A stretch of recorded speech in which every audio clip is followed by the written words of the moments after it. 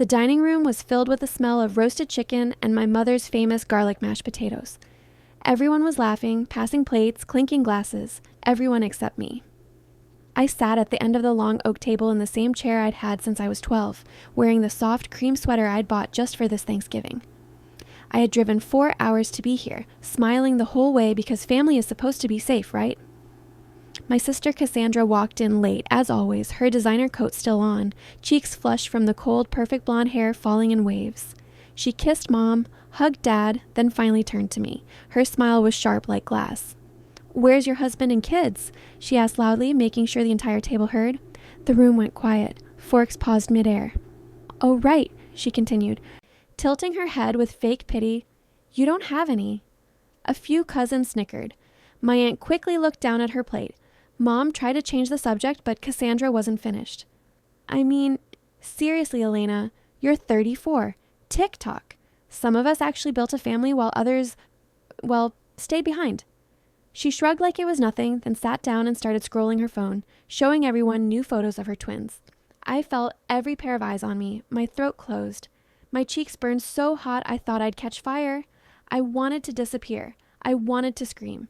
Instead, I forced a tiny smile, said I wasn't hungry, and excused myself to the bathroom, where I locked the door and cried so hard I couldn't breathe. That night, driving home in the dark, something inside me cracked open. Cassandra had always been the golden child, prettier, louder, married to a surgeon, living in a 6-bedroom house with marble counters. I was the quiet one, the bookworm, the one who chose career over early marriage, the one who was still figuring things out. But what she did at that table wasn't teasing. It was deliberate, cruel, designed to make me feel small in front of the entire family. And in that moment, I promised myself she would never make me feel small again. For years, I had adored Cassandra. When we were little, I followed her everywhere. She protected me from bullies, taught me how to curl my hair, let me cry on her shoulder when my first boyfriend broke my heart. I thought that love went both ways. After college, our paths split. She married rich, had babies fast, built the perfect Instagram life. I started a small graphic design business from my 1-bedroom apartment, worked 16-hour days, paid off my student loans, traveled alone to Italy, dated kind men who just weren't the one yet. I was happy, truly. But every holiday, Cassandra found a new way to twist the knife. "Still no ring? Careful, you're almost 30. Don't you want children before your eggs dry up?" Each time I laughed it off. I didn't want to ruin Christmas. I didn't want Mom to be upset, but Thanksgiving was different. She didn't just tease. She humiliated me, publicly, gleefully. The worst part? She knew exactly what she was doing. Later that night, I overheard her on the phone in the hallway laughing. "God, did you see Elena's face? Priceless. She'll be alone forever." That sentence destroyed the last piece of my heart that still believed she loved me. I stopped calling her. I stopped liking her photos.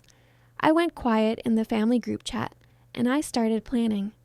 You see, Cassandra's perfect life wasn't as perfect as it looked. Her surgeon husband, Marcus, had a secret gambling problem. I knew because 6 months earlier, he had privately messaged me, drunk, begging for a $40,000 loan to cover debts before Cassandra found out. I said no, but I saved the messages. Her dream house was actually drowning in a second mortgage they couldn't afford. And her precious influencer career, those sponsored diaper ads and kitchen tours, was built on lies. Half the gifted products were bought with credit cards, and she was faking giveaways to boost engagement.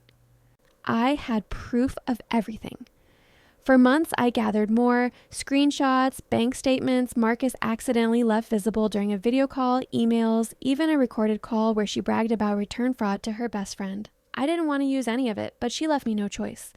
Christmas Eve, exactly 1 month later. The whole family gathered again. Same table, same twinkling lights. Cassandra in a red velvet dress, holding court as usual. Mom asked me to say grace. I stood up slowly, phone in my hand. "Actually," I said, voice shaking but clear, "before we pray, there is something everyone should know." Cassandra rolled her eyes. "Oh God, Elena, not this again." I connected my phone to the living room TV. The screen lit up with the first screenshot, Marcus begging me for money, time-stamped, undeniable. Then the bank statements. Then the recorded call of her laughing about scamming brands. Then the mortgage documents showing they were 2 payments away from foreclosure. The room froze. Cassandra lunged for the remote. I stepped back. "Sit down, Cass," I said quietly. "You wanted the whole family to know my private pain. Now they get to know yours." She started screaming that everything was fake, that I was jealous, bitter, mentally ill. Marcus turned white and walked out the front door without a word. My mother started crying. Dad looked like he'd been punched. Cassandra ran upstairs sobbing theatrically, posting on Instagram 10 minutes later that her toxic sister had ruined Christmas out of envy. But the damage was done. Sponsors dropped her by New Year's. Marcus filed for divorce in February. The house went into foreclosure by spring. I never posted a single thing publicly. I didn't need to. Truth travels fast in a small family. 6 months later, Cassandra showed up at my apartment unannounced, eyes puffy, hair in a messy bun, no makeup, no designer coat. She asked if we could talk. I let her in. She cried, apologized, said she'd been insecure because her life was falling apart and taking it out on me was the only way she felt in control. For the first time ever, she looked human. I made her tea. We sat in silence for a long time. Then I said, "I forgive you, but I will never forget, and I will never let you hurt me like that again." She nodded. Left. We haven't spoken since. Some people think what I did was cruel. Maybe it was. But sometimes the only way to stop a bully who shares your blood is to show them their own reflection, ugly parts and all. Today, I'm still single, still no children, but I'm not empty. I'm not broken open into something stronger. I learned that love shouldn't cost your dignity. And the quiet sister? She's not so quiet anymore. If someone mocks your life because it doesn't look like theirs, remember, their cruelty usually says far more about their cracks than about your worth.